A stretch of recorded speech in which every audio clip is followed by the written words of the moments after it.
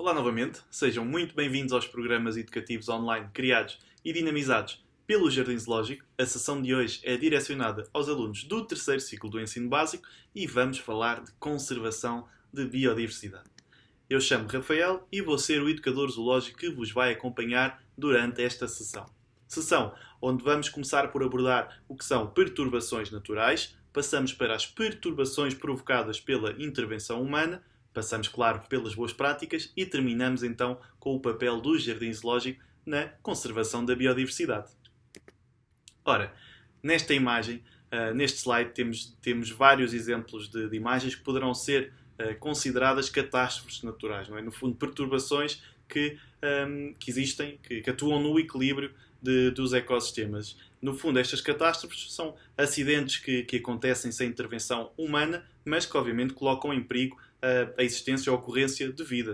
Temos aqui exemplos como, por exemplo, dos sismos, dos vulcões, tempestades, inundações, secas ou os próprios incêndios. Se bem que, por exemplo, no caso dos incêndios, poderão até ter um impacto positivo nos ecossistemas. São um fenómeno natural, obviamente, e poderão contribuir para evitar então o crescimento em excesso de alguma vegetação e desta forma também reciclar alguns nutrientes que desta forma vão então regressar ao solo. Existem diversas espécies que digamos que já se adaptaram então para conseguirem sobreviver e adaptarem-se então à presença dos incêndios. Claro que, infelizmente, temos visto estes acontecimentos ocorrerem com maior frequência e com maior intensidade e estas perturbações podem estar relacionadas então com a intervenção humana no nosso planeta. Ora, como é sabido, a população humana tem vindo a crescer de forma exponencial nos últimos anos, nas últimas décadas, e isso obviamente que também tem um impacto no nosso planeta e que cada vez mais estas perturbações que seriam naturais acabam por acontecer de forma mais numerosa e de forma mais intensa do que aquilo que era sentido no passado. Isso obviamente tem um impacto na biodiversidade e vamos ficar agora a conhecer quais é que são as principais causas de ameaça então à biodiversidade do nosso planeta. Ora, a principal causa de ameaça é mesmo a perda de habitat. Pode ser através da destruição do mesmo, algo que acontece com estas espécies que estão aqui presentes, que nós já falámos até de duas delas em sessões anteriores, o caso do gorila ocidental das terras baixas, cujas florestas estavam a ser destruídas para se conseguir retirar dessas florestas a tantalite, algo muito utilizado para a construção de componentes eletrónicas, mas também no caso do orangotango de Sumatra e deste exemplo que temos aqui, da menor subespécie de tigres, que nós também conseguimos encontrar no Jardim Zoológico, o tigre de Sumatra, cujas florestas, cujo habitat está então a ser destruído para se proceder à plantação de palmeiras, para se conseguir retirar depois o óleo dos frutos das palmeiras para se conseguir então utilizar o óleo de palma em diversos produtos também. Devido a estes fatores, estas espécies encontram-se atualmente criticamente em perigo, que é o estatuto imediatamente antes de estarem extintos na natureza. Daí ser muito importante conservarmos estas espécies e impedir então que se extingam no seu habitat natural.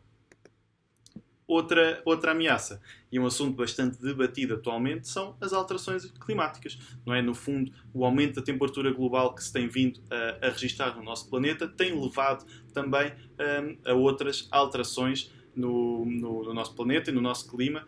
Cada vez mais são registados fenómenos extremos de pluviosidade, secas prolongadas, a subida no nível dos oceanos, mas também o degelo das calotas polares. Aqui nesta imagem temos um exemplo de uma espécie que este ano se viu bastante afetada pelos incêndios florestais, pelos incêndios registados na Austrália e que, devido também às próprias alterações climáticas, atingiram proporções devastadoras que colocaram em perigo não só os koalas, mas muita diversidade da fauna e flora presente então na Austrália. Outra grande ameaça é também o comércio ilegal, por ser feito de forma insustentável e sem grande preocupação pelas espécies que são então capturadas, que podem ser por razões de alimentação, para se ter essas espécies como animais de companhia, por se utilizar partes também destas espécies exóticas para joalharia, decoração ou para a indústria da moda, mas também, o que acontece muitas vezes, para fins de medicina tradicional.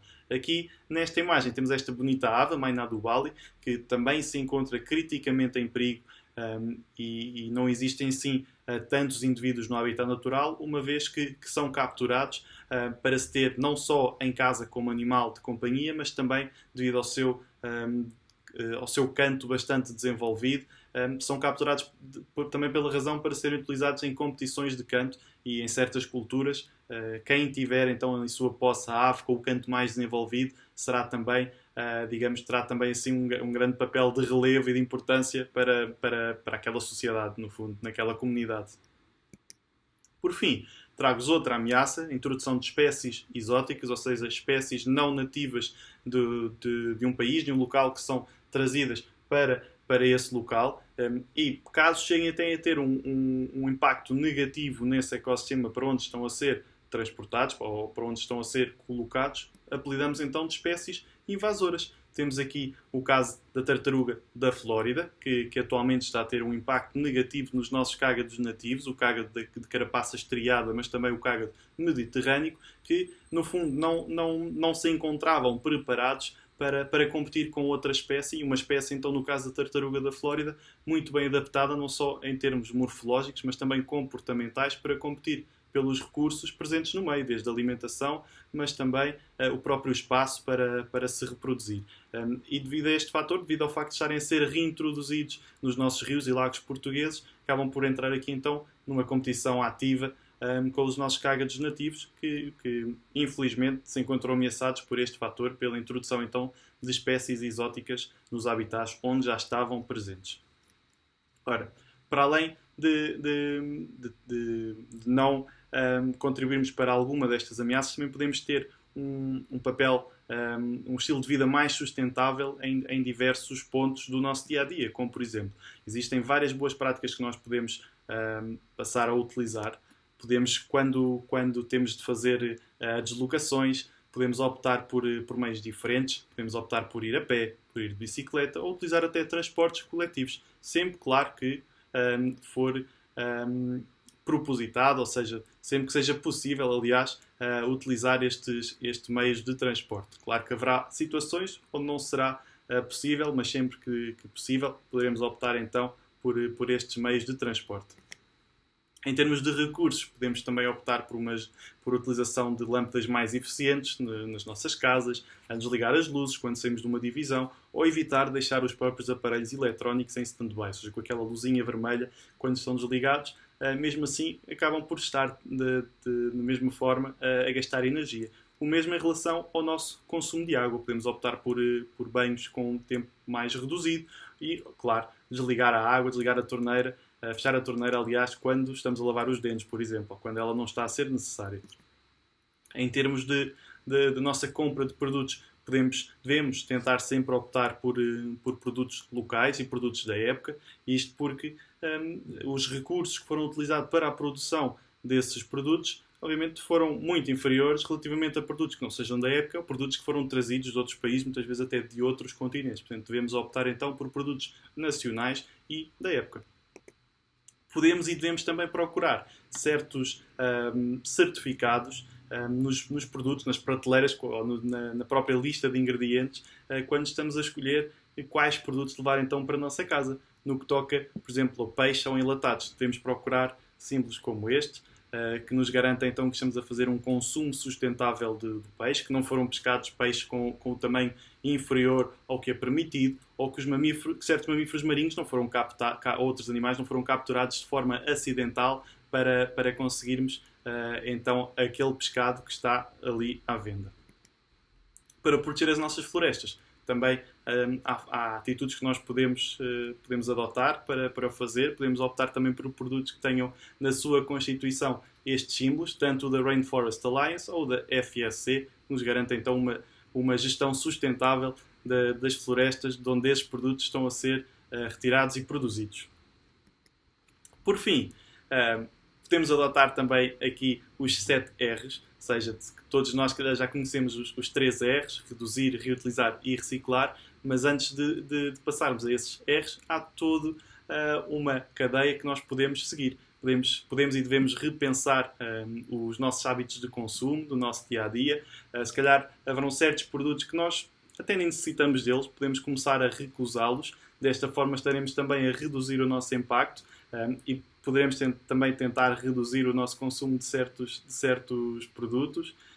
Quando algum objeto, algum produto acaba por se estragar, se calhar em vez de irmos a correr à procura de um substituto, podemos tentar repará-lo e dar-lhe então uma segunda vida.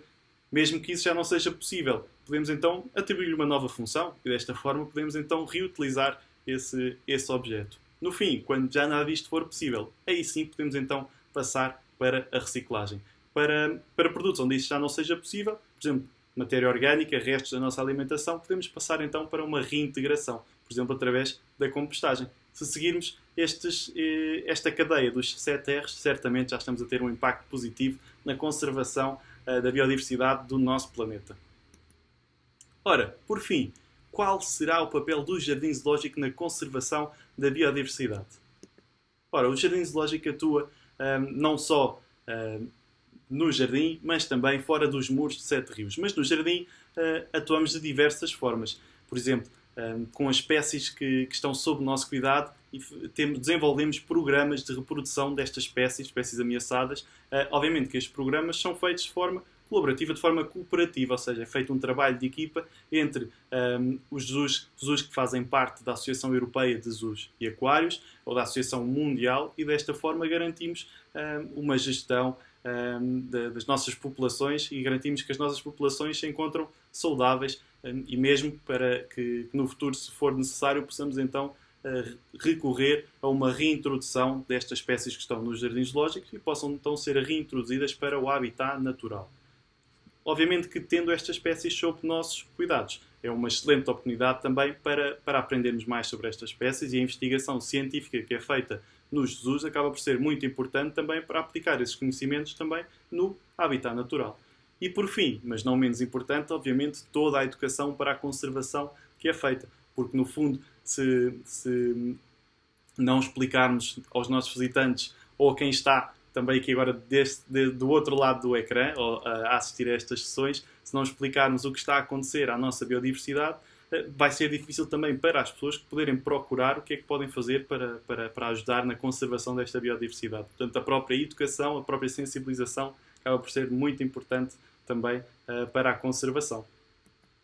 Um excelente exemplo do trabalho que foi feito no jardim foi com esta espécie de leopardos da Pérsia. O leopardo da Pérsia é uma espécie que ainda hoje podemos ver no jardim, mas há alguns indivíduos já não. Isto porquê?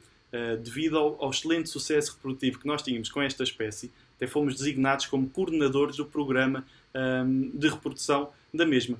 Por isso mesmo, até um casal que estava na instalação dos leopardos da Pérsia do Jardim Zoológico na altura foi escolhido então para ser reintroduzido, foi então levado até ao habitat natural e foi então um passo para conseguirmos reintroduzir esta espécie também no habitat natural. Este casal foi levado em 2012, em 2013 nasceram as primeiras crias que em 2016 foram então reintroduzidas. Uma delas foi batizada com o nome de Vitória, por ter sido uma vitória para a conservação desta magnífica espécie que é o leopardo da Pérsia. Ora, como eu vos disse, o jardim atua muito para além dos muros de Sete Rios. Os esforços de conservação do jardim zoológico estão espalhados por praticamente todos os continentes e este apoio no habitat pode ser feito através de meios financeiros, mas também de forma de apoio técnico, ao enviarmos recursos humanos para partilharem conhecimento, mas obviamente também através da educação ambiental. Trago-vos aqui alguns exemplos de programas que já desenvolvemos ou ainda estamos a desenvolver. Por exemplo, no caso dos koalas, como vimos há pouco, uma espécie bastante afetada pelos incêndios que devastaram a Austrália no início deste ano. É uma espécie que no jardim está presente desde 1991. Fomos mesmo o primeiro jardim zoológico na Europa a ter esta espécie sob os seus cuidados. E desde 1991 que apoiamos o programa de conservação dos koalas na Austrália. e devido aos incêndios que decorreram então no início deste ano, ainda intensificamos mais este apoio que oferecemos a esta espécie. Em relação aos tigres, vimos que se encontram, no caso do tigre de Sumatra, criticamente em perigo de extinção.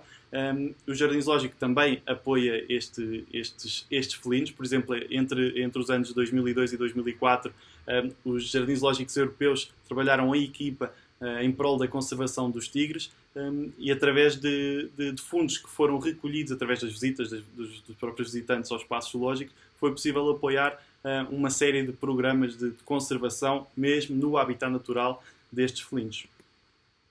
No caso da Maina do Bali, que vimos há pouco, ameaçada pelo comércio ilegal, foi desenvolvida também, ainda muito recentemente, uma campanha referente a estas aves de canto presentes na zona da Indonésia, onde eram então muito capturadas devido ao seu canto.